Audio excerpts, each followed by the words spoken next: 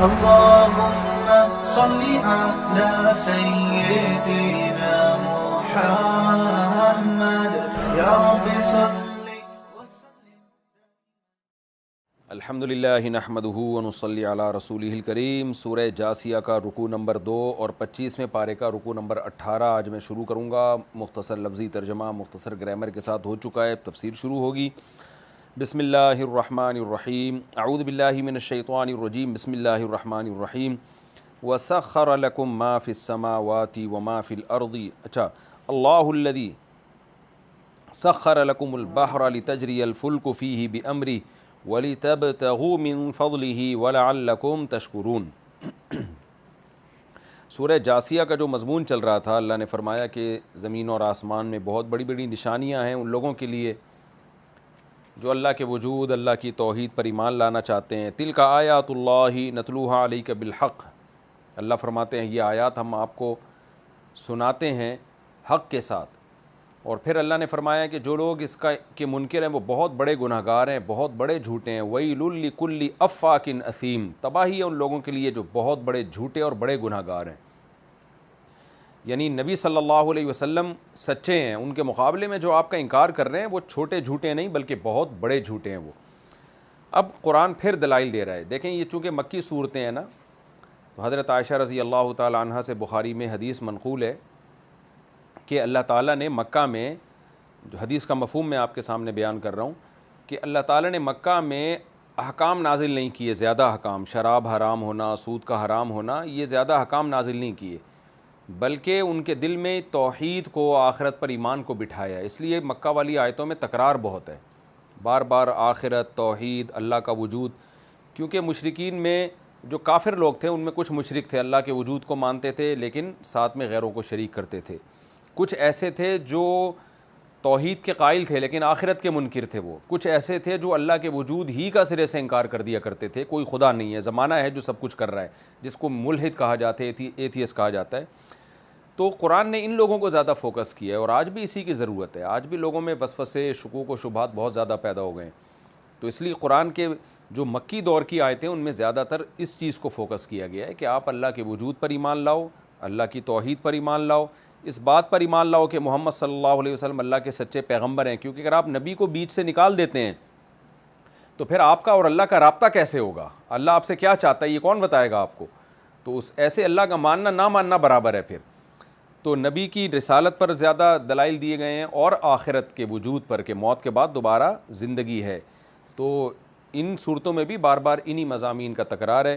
اب اللہ تعالیٰ ایک اور دلیل دے رہے ہیں، اللہ الذی سخر لکم البحر، اللہ وہ ذات ہے جس نے تمہارے لیے سمندر کو مسخر کر دیا، یعنی آٹومیٹیکلی خود بخود کام نہیں ہوئے، سمندر بھی انسان کی ضرورت تھی، تو اللہ نے زمین میں سمندر بھی بنایا اور اس پہ ہمیں چلنا سکھا دیا۔ اگر اس پہ چلنا نہ سکھاتا، اللہ سفر نہ سکھاتا، انسان قحط سے مرنا شروع ہو جاتے، تجارت بند ہو جاتی۔ لِتَجْرِيَ الْفُلْكُ فِيهِ بِأَمْرِهِ، تاکہ کشتیاں اس میں چلیں اللہ کے حکم سے، وَلِتَبْتَغُوا مِن فَضْلِهِ، اور تاکہ تم روزی تلاش کرو، اللہ کا فضل تلاش کرو، وَلَعَلَّكُمْ تَشْكُرُونَ، اور تاکہ تم شکر کرو، نہ یہ کہ اللہ کی نعمتوں سے فائدہ اٹھاؤ اور بول دو کوئی خدا نہیں ہے، جیسے کہ کافر کرتا ہے۔ وَسَخَّرَ لَكُم مَّا فِي السَّمَاوَاتِ، اور فرمایا صرف سمندر کیا، ما فی السماوات، جو کچھ آسمانوں میں ہے وہ سب ہم نے تمہارے لیے مسخر کر دیا ہے۔ تسخیر کہتے ہیں کسی طاقتور چیز کو قابو میں لے کے آپ کے فرما بردار بنا دینا۔ تو کائنات تو بڑی، یہ زمین اور آسمان تو بہت پاورفل ہے، انسان کمزور ہے، لیکن اللہ نے اس پوری کائنات کو لا کے انسان کے قدموں میں ڈال دیا ہے۔ ما فی السماوات، جو کچھ آسمانوں میں ہے، وما فی الارض، اور جو کچھ زمینوں میں ہے، سب تمہارے کام میں لگا دیا۔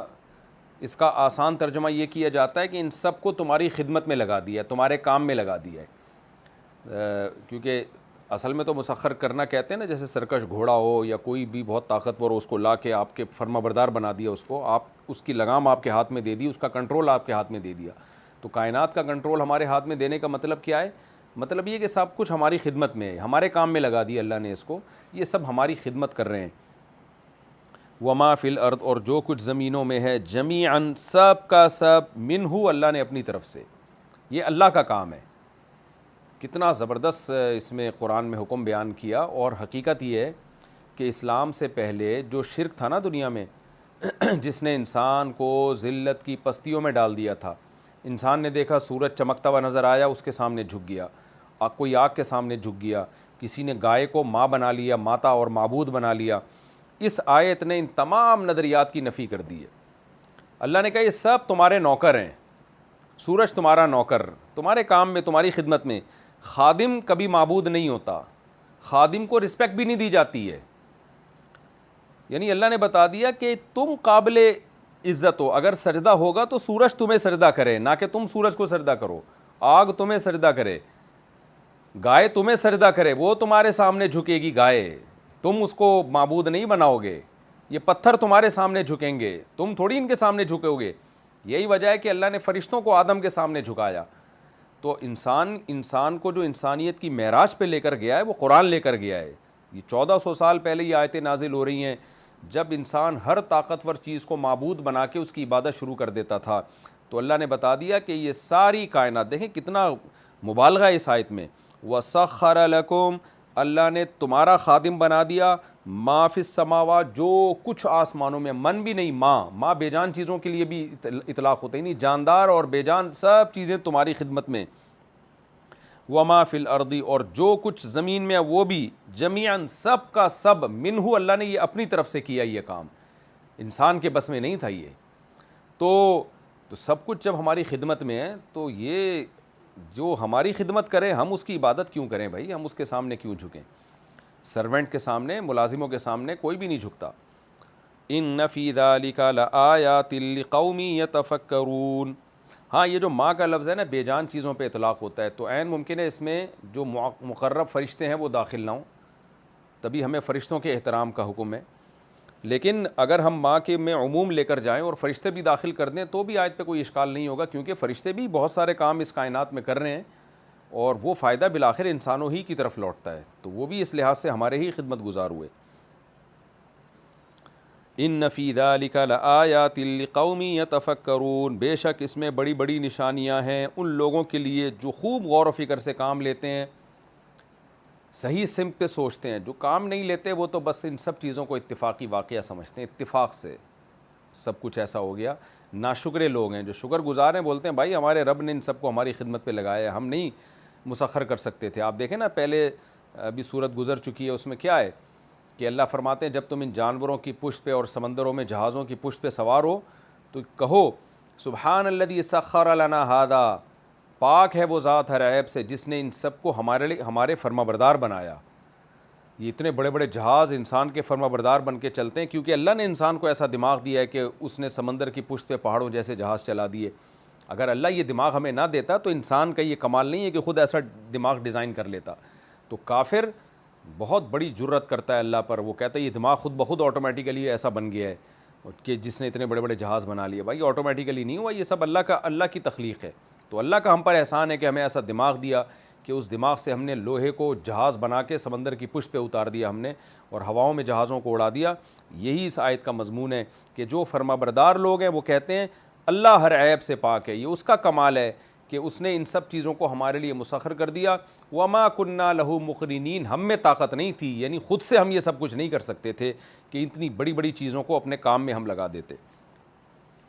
فرمایا اس میں بڑی نشانیاں ہیں ان لوگوں کے لیے جو خوب غور و فکر سے کام لیتے ہیں۔ قل للذین آمنوا، اے نبی آپ کہہ دیجیے۔ اب دیکھیں اتنے واضح دلائل کے بعد بھی جب مشرکین نہیں مانتے اور بدتمیزی بھی کرتے، نبی صلی اللہ علیہ وسلم کو طعنے بھی دیتے، بلال حبشی کو گرم ریتوں پہ لٹاتے، تو قرآن کیا کہہ رہا ہے؟ بھائی آپ صبر سے کام لو۔ اے نبی آپ ایمان والوں سے کہہ دیجئے یغفروا، چشم پوشی سے کام لیں۔ مغفرت کا مطلب ڈھانپنا بھی ہوتا ہے، مٹانا بھی ہوتا ہے۔ آسان ترجمہ ہوگا اگنور، جس کو آج کی زبان میں کہتے ہیں اگنورنس، اگنور کرنا، نظر انداز کریں آپ ان کو۔ یغفروا، آپ چشم پوشی سے کام لیں۔ یغفروا یعنی اے نبی آپ ایمان والوں سے کہہ دیجئے کہ اگنور کریں، بدلہ نہ لیں۔ کن لوگوں سے؟ للذین لا یرجون ایام اللہ، ان لوگوں سے جو اللہ کے ایام کی امید نہیں رکھتے، یعنی کافر لوگ۔ اللہ کے ایام سے کیا مراد ہے؟ دیکھیں ہر یوم اللہ ہی کا یوم ہے، یوم کی جمع ایام آتی ہے، یوم دن کو کہتے ہیں، سارے ٹائم اللہ ہی کے ٹائم ہے۔ تو یوم یہ کنایا ہے وقت سے، یعنی اللہ کے جو اوقات ہیں نا، تو اللہ کے جو اوقات ہیں اے نبی جو لوگ اللہ کے اوقات کی امید نہیں رکھتے آپ مسلمانوں سے کہیے کہ ان سے الجھے مت، بدلہ نہ لیں۔ اللہ کے اوقات کا مطلب کیا؟ ہر وقت اللہ ہی کا وقت ہے، لیکن مخصوص اوقات جن میں اللہ کسی قوم کو تباہ کر رہا ہوتا ہے یا اللہ کسی قوم کو عروج دے رہا ہوتا ہے، تو وہ تمام ایام جن میں اللہ کی طرف سے کوئی خاص واقعہ ہوا ہے سزا یا جزا کا، ان کو ایام اللہ کہا گیا ہے کہ بھئی یہ تو خاص اللہ کے ایام ہے۔ جیسے آخرت بھی اللہ کے ایام میں سے ایک اللہ ہی کے ایام ہوگی آخرت، کیونکہ اس میں انسان کی بالکل نہیں چلے گی۔ قوم عاد قوم سمود کو جس دن اللہ نے تباہ کیا وہ ایام اللہ تھے، قرآن میں ان کو ایام اللہ کہا گیا ہے، اللہ کے ایام، یعنی وہ ایام جس میں اللہ نے کوئی خاص واقعہ کیا جس میں انسانوں کی نہیں چلنے دی اللہ تعالیٰ نے۔ تو یہاں وہ تمام جزا اور سزا کے واقعات جو مستقبل میں ہوں گے یہ والے واقعات مراد ہیں، کیونکہ مسلمان اللہ کے ایام کی امیدیں رکھتے ہیں، یعنی مسلمان یہ جانتے ہیں کہ کچھ اوقات ایسے آئیں گے جو خاص اللہ کے اوقات ہوں گے جن میں اللہ تعالیٰ نیک لوگوں کو اچھا بدلہ دے گا اور برے لوگوں کو سزا دے گا۔ تو مسلمانوں کو، اہل ایمان کو تو امید ہوتی ہے، کافروں کی اس کی کوئی امید نہیں ہوتی۔ تو اس لیے اللہ نے فرمایا کہ اے نبی آپ ایمان والوں سے کہہ دیجئے کہ درگزر سے کام لو ان لوگوں کے لیے جن کو اللہ کے ایام کی امید ہی نہیں ہے، جن کو جزا اور سزا کی امید ہی نہیں ہے، نہ آخرت کا یقین نہ دنیا میں سزا کا یقین ان کو، تو وہ اپنے مدہوش ہو کے زندگی گزار رہے ہیں۔ تو آپ ان کو اگنور کرو، یعنی ایسے بدبختوں کو سے بدلہ نہ لیں آپ، کیونکہ آپ نے بدلہ لیا تو جواب میں وہ بدلہ لیں گے، پھر آپ اسی بحث میں اور اسی مشن میں لگ جاؤ گے جو آپ کی دعوت کا کام ہے، اس میں آپ پیچھے رہ جاؤ گے۔ اس لیے ان کو اگنور کر کے اپنے کام میں لگے رہیں، آپ الجھے نہیں ان کے ساتھ۔ تو اللہ نے یہ بھی بتا دیا کہ یہ کفر کر کیوں رہے ہیں، وجہ اس کفر کی یہی ہے کہ ان کو اللہ کے ایام کی امید ہی نہیں ہے، جزا و سزا کا یقین نہیں ہے۔ جب جزا اور سزا کا یقین نہیں ہوتا تو پھر انسان درندہ بن جاتا ہے، وہ پھر غلط راہ پر چل پڑتا ہے۔ تو یہ اس لیے غلط راہ پہ چل رہے ہیں کہ اللہ کے ایام کی ان کو امید نہیں ہے۔ تو اس میں ہمیں بھی بتا دیا کہ بھئی اپنے کام کو فوکس کرنا ہے، جاہلوں سے اگر ہم الجھنا شروع کر دیں اور غیر ضروری ان سے بحث مباحثہ شروع کر دیں تو اس میں آپ ہی کو نقصان ہے، وہ تو کرتے رہیں گے، فارغ بیٹھے ہیں وہ۔ فرمایا لیجزی قوما بما کانوا یکسبون، تاکہ اللہ بدلہ دے دے ان اعمال کا جو یہ کیا کرتے ہیں۔ یعنی اے نبی آپ مومنین کو کہہ دیجئے کہ تم بدلہ نہ لو، تم اپنے کام میں لگے رہو بس، تاکہ اللہ خود ہی بدلہ دے دے ان کے برے اعمال کا جو یہ کر رہے ہیں، یعنی اللہ خود یہ کام کر لے گا، تمہیں ضرورت نہیں ہے، تم اپنی دعوت اور تبلیغ میں لگے رہو۔ من عمل صالحا فلنفسہ، ایک قاعدہ اللہ نے بیان کر دیا۔ اب سوال پیدا ہوتا ہے لو بھائی ہم کو تو اللہ نے کہا دعوت میں لگے رہو اور یہ تو ظلم بھی کر رہے ہیں، یہ تو بحث مباحثے بھی کر رہے ہیں۔ تو اللہ نے فرمایا بھائی اگر یہ ظلم کر رہے ہیں تو ان کا نقصان ان کو ہوگا، اگر یہ ایمان نہیں لے کر آتے تو تمہیں نقصان نہیں پہنچا سکتے، یہ اصل میں اپنا ہی نقصان کر رہے ہیں۔ من عمل صالحا، جو نیک عمل کرتا ہے، فلنفسہ، اپنے ہی فائدے کے لیے کرتا ہے، تو تم دعوت میں لگے رہو گے تمہیں فائدہ ہوگا اس کا۔ ومن اساء فعلیہا، اور جو برا عمل کرتا ہے علیہا، وہ اس کا وبال اسی کے اوپر آئے گا۔ ثم الی ربکم ترجعون، پھر تم سب کے سب اپنے رب کی طرف لوٹائے جاؤ گے، سب اللہ کے سامنے آؤ گے، اللہ عملی فیصلہ کر دے گا۔ وَلَقَدْ آتَيْنَا بَنِي إِسْرَائِيلَ الْكِتَابَ وَالْحُكْمَ وَالنُّبُوَّةَ، اب ایک اور تسلی کے لیے اللہ نے مثال دی ہے، یعنی تسلی کے لیے ایک اور مثال دی ہے کہ جتنے تمہیں ہم نے دلائل دیے ہیں نا، اور مشرکین ان پر یقین نہیں کر رہے، بنی اسرائیل کو بہت زیادہ دلائل ہم نے دیے تھے، اس سے بھی زیادہ معجزے ہم نے دیے تھے جو اب تک تمہیں ہم دکھا چکے ہیں، اس کے باوجود بنی اسرائیل نے کیسا اختلاف کیا تھا ضد کی وجہ سے۔ تو اس سے پتہ چلتا ہے کہ انسان کی طبیعت میں ضد حسد ہے، تو جہاں ضد اور حسد کا جذبہ ہوگا وہاں اختلاف لازمی ہوگا۔ وَلَقَدْ آتَيْنَا بَنِي إِسْرَائِيلَ الْكِتَابَ، البتہ تحقیق ہم نے بنی اسرائیل کو کتاب بھی دی، والحکمہ، حکمت بھی، والنبوہ، اور نبوت بھی، یعنی ساری نعمتیں دے دی نا اللہ نے، ایک آسمانی کتاب الگ سے دے دی، حکمت کی باتیں جو ان کے پیغمبر نے ان کو سکھائیں، عقل مندی کی باتیں، اور نبوت، اور حکم سے مراد حکومت بھی ہو سکتی ہے، فیصلہ، یعنی ایک ریاست بھی دے دی ان کو۔ وَرَزَقْنَاهُم مِّنَ الطَّيِّبَاتِ، اور ہم نے ان کو پاکیزہ چیزیں دی کھانے کے لیے، یعنی رزق کی فراوانی بھی بہت دی۔ وَفَضَّلْنَاهُمْ عَلَى الْعَالَمِينَ، اور تمام جہان والوں پر ان کو فضیلت دے دی ہم نے، اس سے زیادہ کسی قوم پر انعامات ہو نہیں سکتے کہ علم بھی دے دیا، اکنومیکلی ان کو مضبوط بھی بنا دیا، حکومت بھی دے دی، انبیاء بھی انہی میں آئے، آسمانی کتاب بھی دے دی۔ اور آگے اللہ نے فرمایا وَآتَيْنَاهُمْ بَيِّنَاتٍ مِّنَ الْأَمْرِ، امر سے مراد ہے خاص معاملہ یعنی دین کا معاملہ، دین کے معاملے میں ہم نے ان کو بینات واضح دلائل بھی دے دیے، یعنی اتنے واضح دلائل جس سے ہر شخص کو پتہ چل جاتا تھا کہ بنی اسرائیل کا دین برحق ہے اور موسیٰ علیہ السلام اللہ کے سچے نبی ہیں۔ اتنے معجزے اور اتنے ان کے برحق ہونے کے دلائل اللہ کہتے ہیں ہم نے دے دیے۔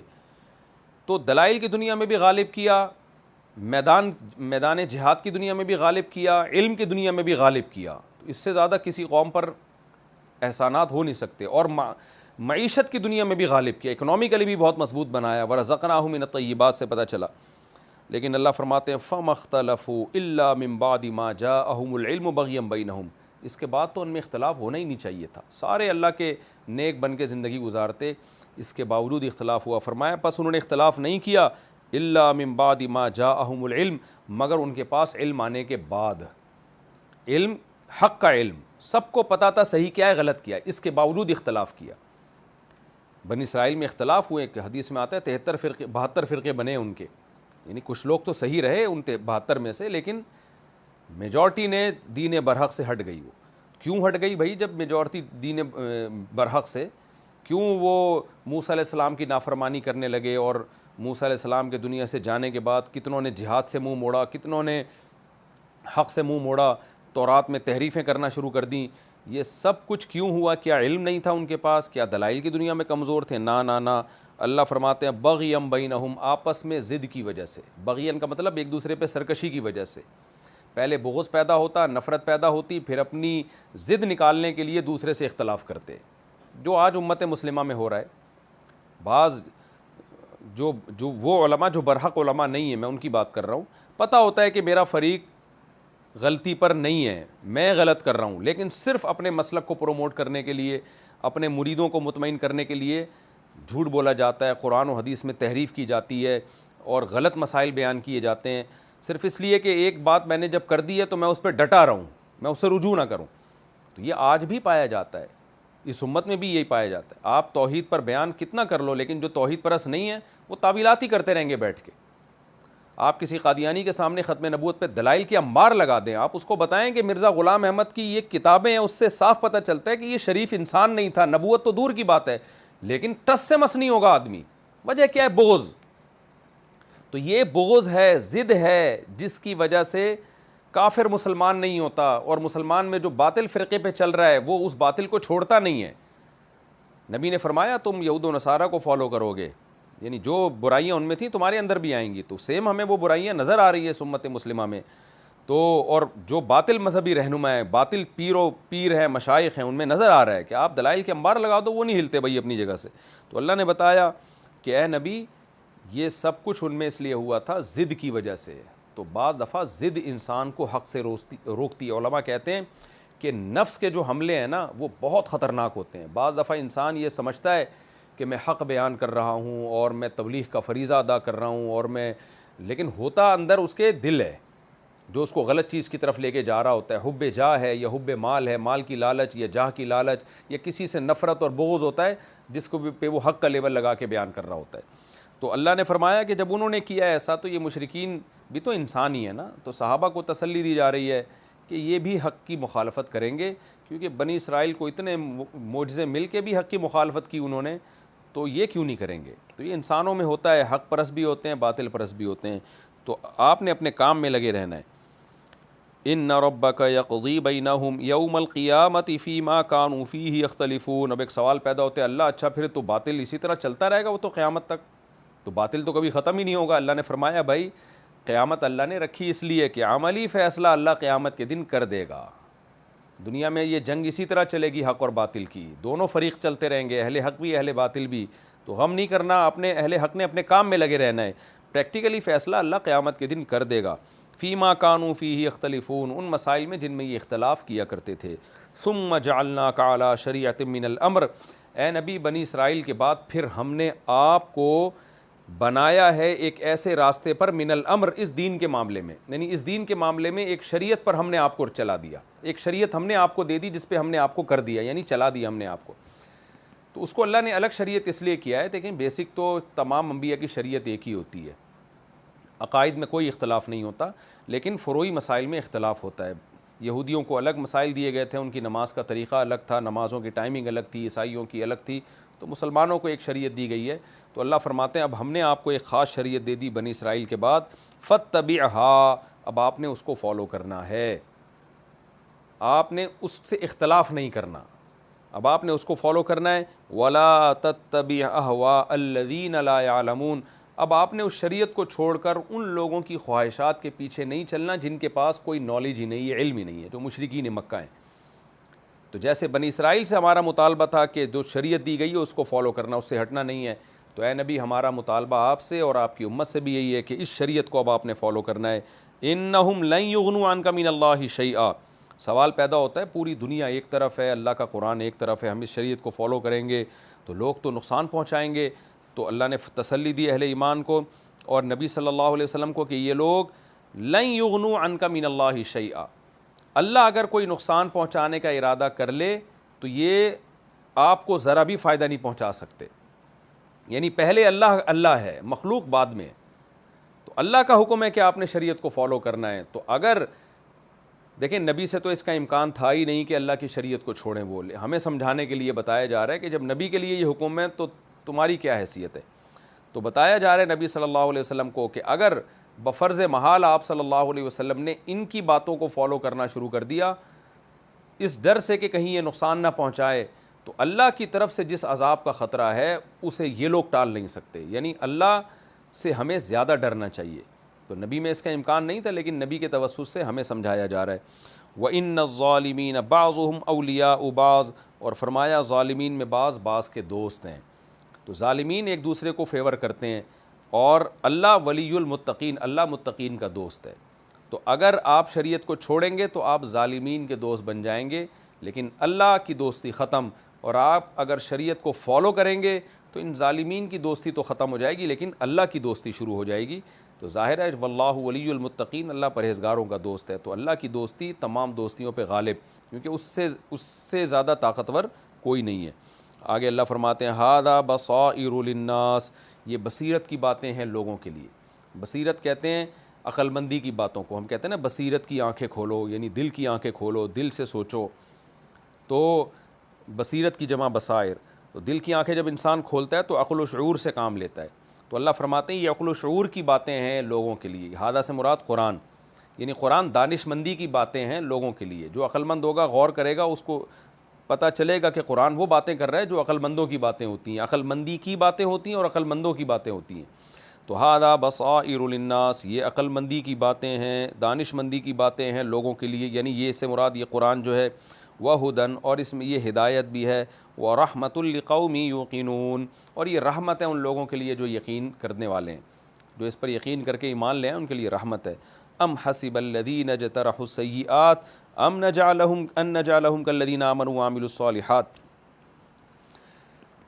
قرآن پھر اسی عقیدے کی طرف لوٹتا ہے کہ یہ بار بار کہتے ہیں نا کہ ہمارے باپ دادا کو لے آؤ زندہ کر کے، اگر باقی آخرت ہے تو اللہ نے اس کا پھر جواب دیا کہ یہ لوگ ایمان نہیں لے کر آتے، نیک اعمال اختیار نہیں کرتے، اور ان خوش فہمیوں میں مبتلا ہیں کہ موت کے بعد کوئی زندگی نہیں ہے، ہم مر کے ختم ہو جاتے ہیں، لہذا ہمیں برے اعمال کا کوئی بدلہ نہیں دیا جائے گا۔ تو اللہ نے فرمایا کیا اگر آخرت نہیں ہے تو اس کا مطلب تو یہ ہوا کہ زندگی اور موت برابر ہو گئی، پھر نیک آدمی کو زندگی میں اکثر اوقات بدلہ نہیں ملتا اور برے کو اکثر سزا بھی نہیں ملتی، بلکہ بعض دفعہ برے زیادہ عیاشی کر رہے ہوتے ہیں اور نیک لوگ بلال حبشی رضی اللہ عنہ کی طرح گرم ریتوں پہ لیٹ رہے ہوتے ہیں۔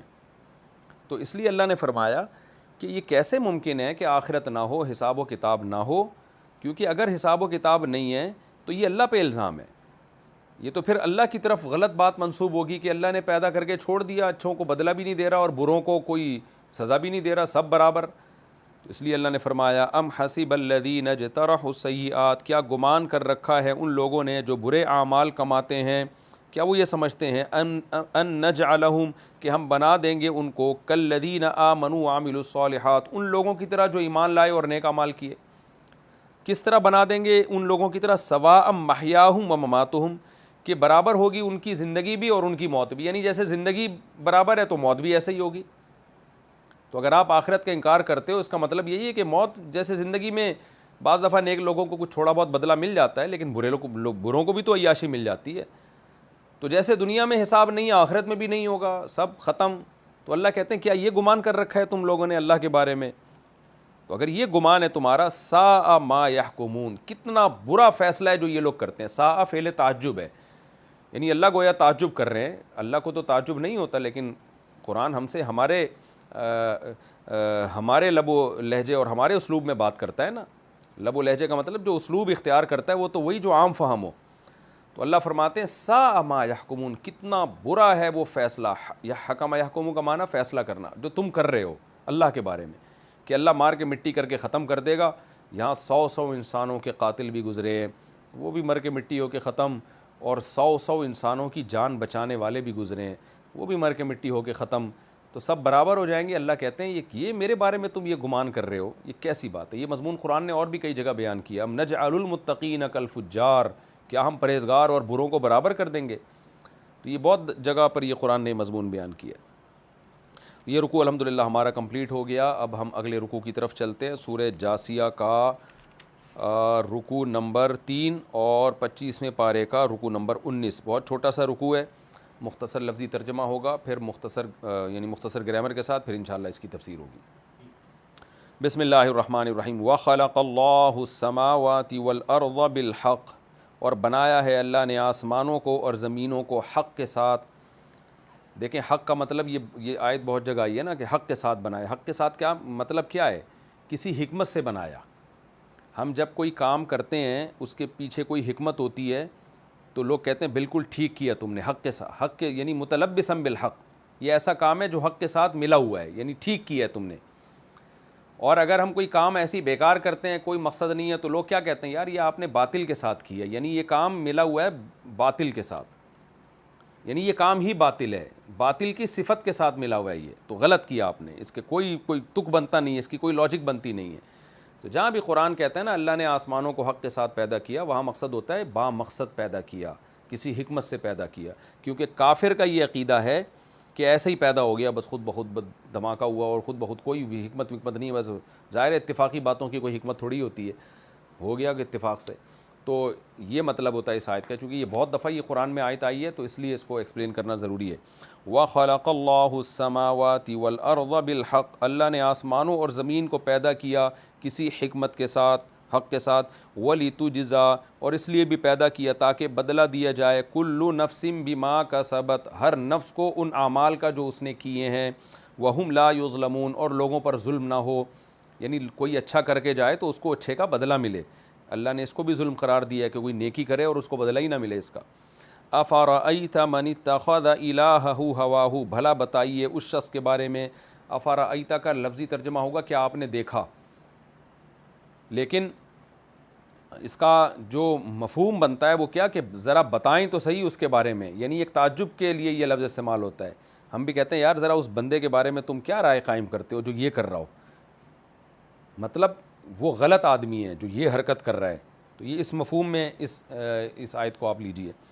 افرأیت من اتخذ الہہ ہواہ، اے محمد صلی اللہ علیہ وسلم یا اے مخاطب جو قرآن پڑھ رہا ہے یا سن رہا ہے، بھلا تو اس شخص کے بارے میں بتا مجھے وہ کتنا عجیب آدمی ہے. من اتخذ، جس نے ٹھہرا لیا، الہہ اپنا معبود، ہواہ اپنی خواہش کو، خواہشات کی عبادت کرنا شروع کر دی اس نے. ہوا خواہش کو کہتے ہیں.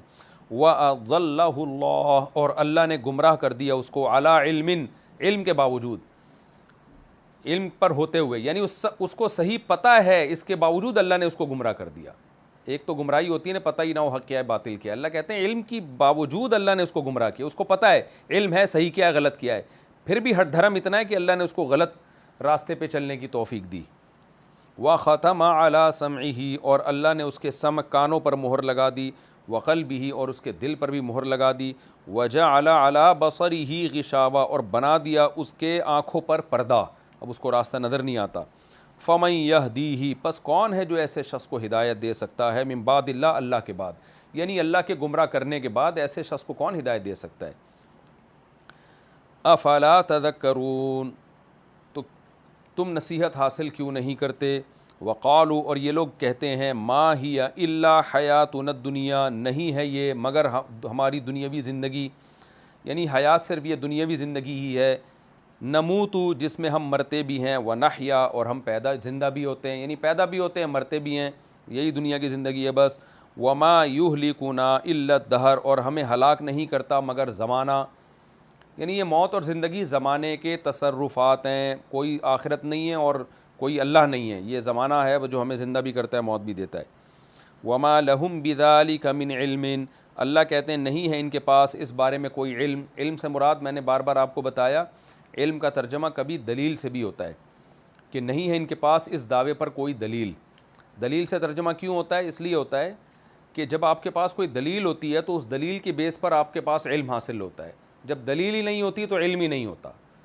تو یہاں لازم بول کر ملزوم مراد ہے، جب دلیل ہوتی ہے اس کے لوازمات میں سے کہ جس چیز پہ دلائل قائم ہو جائے نا اس کا یقینی علم آپ کے پاس آ جاتا ہے کہ بھئی دلائل سے ایک بات ثابت ہے، لہذا اب میری نالج میں یہ بات آ گئی کہ یہ دعویٰ درست ہے۔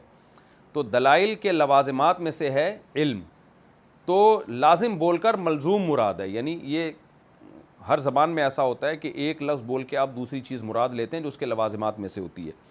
تو وما لہم بذالک من علم، نہیں ہے ان کے پاس اس دعوے پر کوئی واضح دلیل، ان ہم الا یظنون، نہیں ہے یہ مگر اٹکل سے کام لیتے ہیں۔ ظن کے کئی معنی استعمال ہوتے ہیں جو سیاق و سباق سے پتہ چلتے ہیں، کبھی ظن یقین کے معنی میں بھی آتا ہے، کبھی ظن صرف گمان کے معنی میں بھی آتا ہے۔ اصل میں ظن کا معنی ہوتا ہے خیال، وہ خیال اگر یقینی ہو تو بھی ظن کا اطلاق ہوگا، اگر صرف خیال برائے خیال ہو تو بھی ظن کہتے ہیں اس کو۔ تو ان ہم الا یظنون یہاں سیاق و سباق سے پتہ چلتا ہے، کیونکہ علم کے مقابلے میں آ رہا ہے نا، تو اس لیے یہاں یقینی مطلب نہیں ہوگا، یہاں مطلب ہوگا نہیں ہے یہ لوگ مگر محض اٹکل سے کام لیتے ہیں، ہوائی بات کرتے ہیں، کوئی یقینی بات نہیں کرتے۔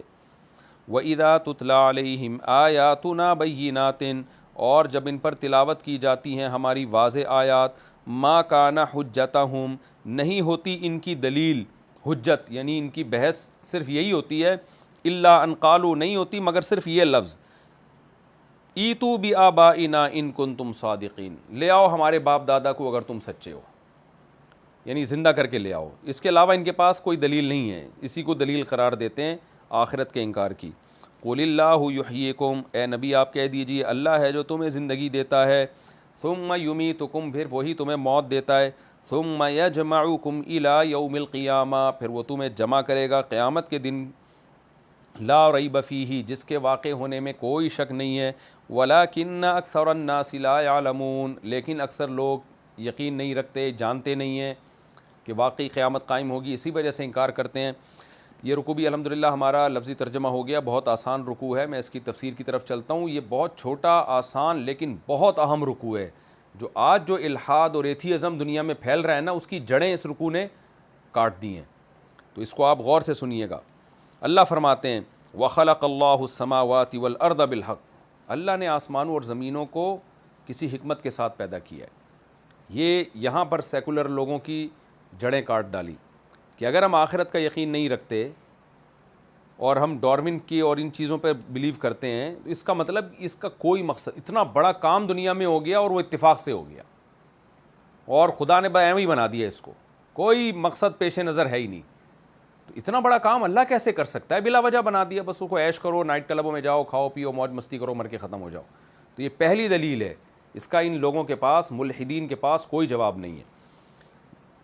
تو اللہ فرماتے ہیں حکمت ہے، حکمت کیا ہے؟ تاکہ اس کائنات کو دیکھ کے تمہیں یقین آئے کہ کوئی خدا پیدا کرنے والا ہے، تمہیں یقین آئے کہ وہ تم پر بڑا مہربان ہے، محسن ہے تمہارا، تاکہ تم اس سے محبت کرو، تمہیں یقین آئے کہ اس نے ہمیں کسی مقصد سے پیدا کیا ہے، جن مقاصد میں سے ایک مقصد اللہ نے یہاں ہائی لائٹ کر دیا، بیان کر دیا، وہ مقصد کیا ہے؟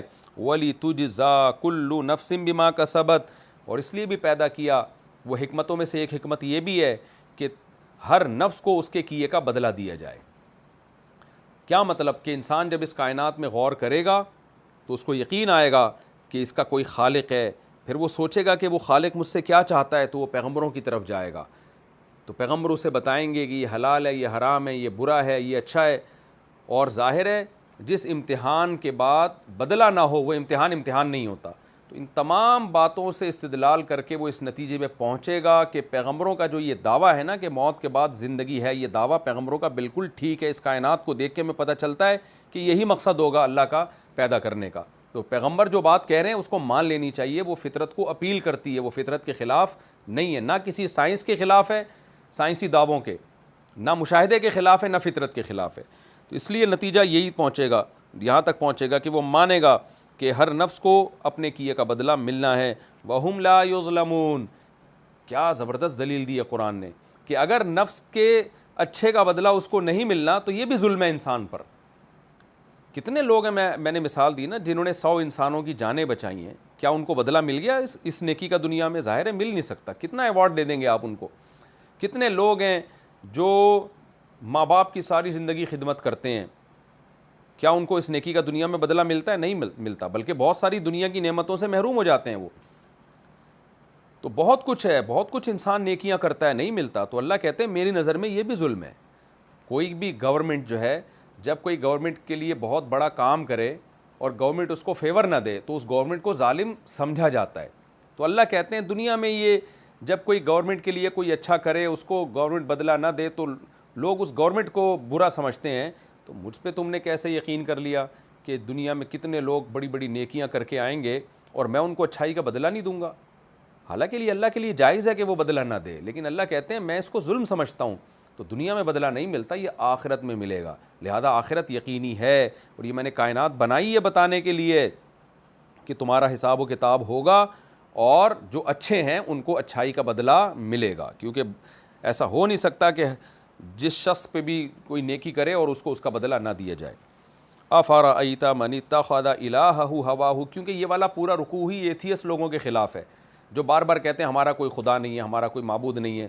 تو اللہ نے فرمایا ہر ایک کا معبود ہے۔ جو کہتے ہیں نا ہمارا معبود اللہ نہیں ہے، تو خواہشات اس کے معبود ہیں۔ آپ دیکھ لو یہ آج کل جو دنیا قانون سازی کرتی ہے اپنی خواہشات کو سامنے رکھ کے کرتی ہے۔ انہوں نے زنا کو لیگل کر دیا کیونکہ ان کا خود زنا کرنے کا دل کرتا ہے، شراب کو لیگل کر دیا کیونکہ خود شراب پیتے ہیں۔ تو اس کا مطلب آپ جس خدا سے آپ کو پوچھنا چاہیے حلال کیا ہے، حرام کیا ہے، لیگل اللیگل کیا ہے، وہ تو آسمانوں پہ جو اللہ ہے وہ ہے، تو اس سے نہیں پوچھتے، پھر اپنی خواہشات سے پوچھتے ہیں۔ خواہشات کہتی ہیں زنا کو لیگل کر دو، ہومو سیکشولیٹی کو لیگل کر دو اور نسل روک دو دنیا میں، کیونکہ انسان کہتا ہے میرا ایک بھی بچہ نہ ہو تاکہ میں عیاشی کروں، یا ہو تو میری مرضی سے ہو، ایک ہو بس، اس سے زیادہ نہ ہو۔ دنیا نے یہ قانون سازی کر دی ہے۔ تو عورت کہہ رہی ہے مجھے نسل نہیں بڑھانی، جو پورا فیملی سسٹم تباہ و برباد کر دیا، یہ انسان کی خواہشات کی بھینٹ چڑھ گیا پورا نظام۔ تو انسانیت جو تباہی کے دہانے پر کھڑی ہے نا، وہ چند انسانوں کی خواہشات کی بھینٹ چڑھنے کی وجہ سے۔ سود کا نظام پوری دنیا میں رائج ہو گیا، وجہ کیا ہے؟ چند انسانوں کے مفاد اس سے وابستہ ہیں، لیکن انسانیت کا بیڑا غرق ہو رہا ہے۔ تو یہ قرآن کے واضح الفاظ ہیں کہ بھلا اس شخص کو آپ نے دیکھا جس نے خواہشات اور اپنی پسند کو جو ہے معبود بنا لیا ہو۔ تو یہ جو کہتے ہیں نا میں گاڈ لیس ہوں، یہ سب جھوٹ ہے۔ اگر خدا اصل کو آپ نے خدا نہیں بنایا تو آپ جھوٹوں کو خدا بناؤ گے، خواہشات کو خدا بناؤ گے۔ اور اللہ فرماتے ہیں یہ سب سے بڑے گمراہ ہوتے ہیں۔ وَأَضَلَّهُ اللَّهُ عَلَىٰ عِلْمٍ، یہ وہ شخص ہے جس کو علم کے باوجود اللہ نے گمراہ کر دیا، کیونکہ یہ عقل بہت استعمال کرتے ہیں۔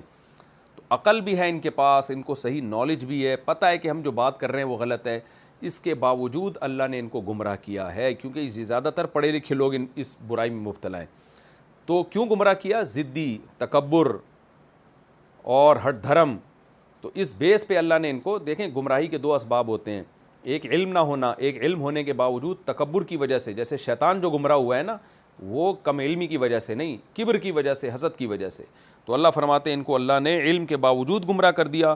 وَخَتَمَ عَلَىٰ سَمْعِهِ، ان کے کانوں پر مہر لگا دی ہے، دلوں پر مہر لگا دی ہے، آنکھوں پہ پردہ ڈال دیا۔ یعنی گمراہی کے جتنے اسباب ہوتے ہیں اللہ نے ان کے لیے پیدا کر دیے، جانتے بوجھتے ہوئے بھی جب انہوں نے ہدایت کو فالو نہیں کیا تو اللہ نے بھی ان کو اندھا بہرا بنا دیا، اب ان کو حق سمجھ میں آئے گا ہی نہیں۔ فَمَن يَهْدِيهِ مِن بَعْدِ اللَّهِ، تو اللہ کے بعد اب ان کو کون ہدایت دے سکتا ہے؟ تو ان کو چاہیے کہ اب اللہ سے ہدایت مانگیں، اب تکبر ختم کریں۔ تو اللہ کے سوا اب ان کو کوئی ہدایت نہیں دے سکتا، کسی انسان کے بس میں نہیں ہے۔ افلا تذکرون، تم نصیحت حاصل کیوں نہیں کرتے؟ یعنی اللہ عام انسانوں سے خطاب کر رہے ہیں کہ ایسے لوگوں کی حالت کو دیکھ کے نصیحت حاصل کرو کہ جو خدا کے وجود کے منکر ہیں اور کہتے ہیں کہ یہ کائنات بیکار پیدا ہوئی۔ وقالوا ما هي الا حیاتنا الدنیا، یہ خدا کے وجود کے بھی منکر ہیں، جب خدا کے منکر ہیں تو آخرت کے بھی منکر ہیں۔ تو آخرت کے انکار میں دلیل کیا دیتے ہیں؟ ان ہی الا حیاتنا الدنیا، نہیں ہے یہ مگر دنیا کی زندگی ہے اور کچھ بھی نہیں ہے، نموت و نحیا، ہم مرتے بھی ہیں اور زندہ بھی ہوتے ہیں، وما یہلکنا الا الدہر، ٹائم ہے جو ہمیں پیدا بھی کرتا ہے اور موت بھی دیتا ہے۔ تو یہ یعنی وہی ڈارون کا 100% وہی نظریہ کہ یہ سب زمانے کے تصرفات اور تغیرات ہیں جو ہمارے ساتھ ہو رہے ہیں۔ اللہ فرماتے ہیں وما لہم بذلک من علم، کتنی شاندار دلیل دی ہے قرآن نے ان کے رد کرنے پر، وہی دلیل جو آج جو لوگ جو اسکالر ایتھیزم کے خلاف دلائل دیتے ہیں۔ بھئی تمہارے پاس اس دعوے کی کوئی دلیل نہیں ہے، تم جو کہہ رہے ہو خود بخود ہوا ہے، یہ بھی تو ایک دعویٰ ہے نا، اس کی کیا دلیل ہے تمہارے پاس؟ ہمارے پاس تو دلیل ہے۔ وہ دلیل کیا ہے کہ پیغمبر جن کی نبوت کے برحق ہونے کے دلائل معجزے قائم ہیں، ایک پوری شریعت دے کر گئے، 1400 سال پہلے ایک کتاب دے کر گئے جو آج تک محفوظ ہے، حلال و حرام کی تعلیم دے کر گئے جو پوری دنیا میں اس کو سب سے زیادہ فالو کیا جاتا ہے، اسلام کے برحق ہونے کے تو بے شمار دلائل ہیں۔ تم جو دعویٰ کر رہے ہو کہ ہم بندر سے انسان بنے اور آٹومیٹیکلی خود بخود یہ ہو گیا، اللہ فرماتے ہیں ان کے پاس اس کی کوئی دلیل نہیں ہے، آخرت کے انکار کی بھی کوئی دلیل نہیں ہے۔ دلیل تو جب ہوتی جب یہ کہتے کہ جس خدا نے بنایا ہے اس نے ہمیں بتایا کہ میں دوبارہ پیدا نہیں کروں گا، اس کو دلیل کہتے ہیں۔ جب آپ کے پاس دلیل نہ ہو تو آپ خاموشی اختیار کرتے ہیں، بھائی ہو سکتا ہے یہ ہو بھی سکتا ہے نہیں بھی ہو سکتا، ہمارے پاس کوئی دلیل نہیں ہے، تو ہم پھر کہیں گے بھائی تمہارے پاس نہیں ہے ہمارے پاس ہے۔ لیکن یہ کیا کرتے ہیں کہ اپنے ایک امکانی دعوے کو تعبیر اس سے ایسے کرتے ہیں جیسے وہ ثابت شدہ حقیقت ہو۔ تو یہ جو کہتے ہیں نا خود بخود کائنات بنی اور یہ والو کے، یہ اس کی سائنسدانوں کے پاس کوئی دلیل نہیں ہے، امکان ہے، اس امکان کو ایسے بنا کے پیش کیا جاتا ہے جیسے ایک یقینی چیز ہے۔ تو اس لیے اللہ نے فرمایا ما لہم بذلک من علم، ان کے پاس اس کی کوئی یقینی دلیل نہیں ہے، ان ہم الا یظنون، محض گمان ہے۔ واقعی یعنی بالکل وہی بات قرآن نے کی ہے جو آج سائنس کر رہی ہے، سائنٹسٹ یہی کہتے ہیں کہ یہ امکان ہے کہ یہ خود بخود بنی ہو، ہمیں اس کے پر یقین نہیں ہے کہ یہ ایسا ہوا ہو۔ تو اس کے خلاف جب دلائل قائم ہو گئے تو اس کو چھوڑ دینا چاہیے۔ اللہ فرماتے ہیں وَإِذَا تُتْلَىٰ عَلَيْهِمْ آيَاتُنَا بَيِّنَاتٍ، دلیل تو ہمارے پاس ہے، قرآن کہہ رہا ہے، وہ دلیل کیا ہے؟ آیات بینات، پیغمبر کی رسالت اور قرآن کی آیات جب ان پر تلاوت کی جاتی ہیں جس کے برحق ہونے پر دلائل قائم ہیں۔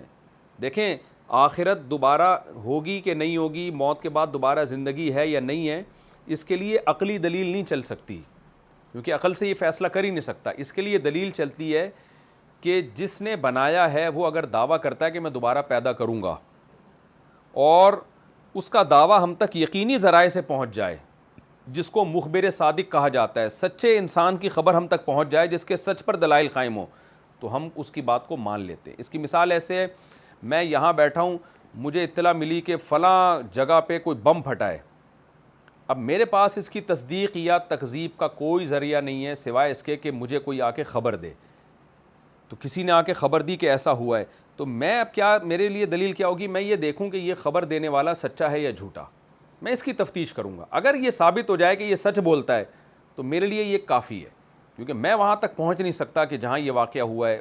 فرض کریں اس وقت میڈیا بھی ایجاد نہیں ہوا، ویڈیو کیمرے بھی ایجاد نہیں ہوئے، تو میرے پاس اس کے علاوہ کوئی دلیل نہیں ہے۔ تو قرآن کہتا ہے کہ ان کے پاس آخرت کے انکار کی تو کوئی دلیل نہیں ہے، لیکن اہل اسلام کے پاس آخرت کے وجود کی، کہ موت کے بعد دوبارہ زندگی ہے، وہ دلیل ہے۔ وہ کیا ہے؟ ہماری آیات بینات، قرآن، پیغمبر کی رسالت، پیغمبر بتا رہے ہیں۔ تو جب یہ دلائل ان کے سامنے دیے جاتے ہیں تو ان کا جواب کیا ہوتا ہے؟ جواب میں ما کان حجتہم، ان کی دلیل یہی ہوتی ہے ایتوا بآبائنا ان کنتم صادقین، ٹھیک ہے اگر واقعی اللہ پیدا کرے گا تو جو مر چکے ہیں ان کو زندہ کر کے لے آؤ۔ اب دیکھیں کیسی بےہودہ، اپنے دعوے پر تو کوئی دلیل نہیں ہے، دوسرے کے دعوے کی دلیل پر رد کرنے کا انداز کتنا بھونڈا ہے، حالانکہ کہیں بھی اس طرح سے کسی کے دعوے پہ رد نہیں کیا جاتا۔ اللہ کہہ رہا ہے میں مستقبل میں مردوں کو زندہ کروں گا، تو آپ اس پر تو بحث کریں کہ اللہ کہہ رہا ہے کہ نہیں کہہ رہا۔ محمد صلی اللہ علیہ وسلم اللہ کا پیغام ہم تک پہنچا رہے ہیں، تو اس پیغام میں سچے ہیں یا جھوٹے ہیں، معاذ اللہ، یہ تحقیق تو آپ کریں، اور اس کا پورا پورا رائٹ دیا ہے اللہ نے آپ کو کہ آپ تحقیق کریں نبی کی نبوت کے بارے میں، آپ کی سیرت کو پڑھیں، آپ کہ آپ واقعی اللہ کے سچے پیغمبر تھے، پچھلی کتابوں میں آپ کے بارے میں کیا لکھا ہے، یہ سب تحقیق کریں۔ یہ کوئی دلیل نہیں ہے کہ آپ یہ کہیں کہ ٹھیک ہے جو ابھی مر چکے ہیں ان کو زندہ کرو۔ بھائی اللہ نے یہ دعویٰ کیا ہی نہیں ہے کہ جو ابھی مر چکے ہیں میں آج ان کو زندہ کروں گا، اللہ کہہ رہا ہے میں قیامت میں زندہ کروں گا، ابھی کیوں زندہ کرے گا اللہ تعالیٰ ان کو؟ تو یعنی ان کے پاس کوئی دلیل ہے نہیں اور سامنے والے کی دلیل کا ان کے پاس جواب نہیں ہے. تو اللہ نے اگر ابھی ہی زندہ کرنا ہوتا تو پھر تو مشاہدہ کا علم ہو جاتا نا, پھر غیب کا علم تھوڑی ہوتا. جو مرا اللہ اس کو زندہ کر کر کے دکھا رہے ہوتے, پھر اتنے دلائل دینے کی ضرورت کیا تھی. یہ تو ایسا ہی ہو گیا کہ اللہ جنت دکھا دے, جہنم دکھا دے تو ہم یقین کر لیں گے, دکھا دے ہمارے سامنے. تو بھائی دکھا جب دے گا تو پھر ایمان کا موقع ختم ہو جائے گا. ابھی آزمائش ہے, سوچنے کا تمہیں موقع دیا ہے. تو کسی چیز کا نہ ہونا اس کی دلیل نہیں ہے کہ وہ پاسبل ہی نہیں ہے. ایک شخص کہہ رہا ہے کہ میں فیوچر میں یہ کام کر سکتا ہوں, تو آپ کہیں گے ماضی میں تم نے کیا ہے, تو ہو سکتا ہے ماضی میں نہ کیا ہو, وہ دعویٰ فیوچر کا کر رہا ہے, ہو سکتا ہے اس نے ماضی میں نہ کیا ہو. تو ماضی میں کسی نے کام نہ کیا ہو تو اس کا بھی امکان ہے کہ فیوچر میں ہو سکتا ہے نہ کر سکتا ہو, اس کا بھی امکان ہے کہ فیوچر میں ہو سکتا ہے وہ کر سکتا ہو. تو اللہ تو کہتے ہیں کہ تم بھی تو مردہ تھے نا, ہم نے پانی میں جان ڈال کے تمہیں انسان بنا دیا, تو اسی سے دلیل پکڑو کہ دوبارہ بھی پیدا کر سکتا ہوں میں. تو اس لیے اللہ نے فرمایا کہ ان کی کوئی دلیل نہیں سوائے اس بات کے کہ ٹھیک ہے ہمارے باپ دادا کو لے آؤ اگر تم سچے ہو. قل اللہ یحییکم, اے نبی آپ ان سے کہہ دیجئے کہ اللہ تمہارے باپ دادا کو زندہ نہیں کر رہا, لیکن یہ اس کی علامت نہیں ہے کہ وہ کر نہیں سکتا. پیدا بھی اسی نے کیا تھا, موت بھی اسی نے دی ہے. جو پہلی دفعہ تمہارے باپ دادا پیدا ہوئے تھے وہ بھی اللہ نے پیدا کیے تھے. قل اللہ یحییکم ثم یمیتکم, اے نبی ان سے کہہ دیجئے اللہ ہی تمہیں زندگی بھی دیتا ہے, اللہ ہی تمہیں موت بھی دیتا ہے. ثم یجمعکم الی یوم القیامہ, پھر وہ قیامت کے دن تم سب کو جمع کرے گا, جس کے شک واقع ہونے میں کوئی شک نہیں ہے. ولکن اکثر الناس لا یعلمون, لیکن اکثر لوگ اس بات کو نہیں جانتے کیونکہ اس میں غور و فکر ہی نہیں کرتے ہیں. تو یہ رکوع بھی الحمدللہ ہمارا کمپلیٹ ہو گیا.